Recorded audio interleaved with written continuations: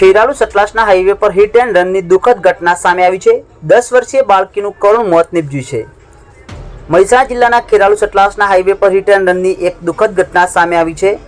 અરઠી મવડી વચ્ચેના વિસ્તારમાં અજાણ્યા વાહન ચાલકે રોડ ક્રોસ કરી રહેલી 10 વર્ષની બાળકીને અડફેટે લેતા તેનું ઘટના સ્થળે જ કરુણ મોત નીપજ્યું છે।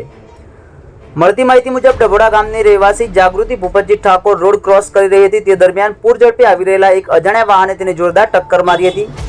અકસ્માત એટલો ગંભીર હતો કે બાળકી ગંભીર રીતે ઇજાગ્રસ્ત બની હતી। ઘટના બાદ વાહન ચાલક માનવતા ભૂલી સ્થળ પર રોકાયા વગર પોતાનું વાહન લઈને ફરાર થઈ ગયો હતો।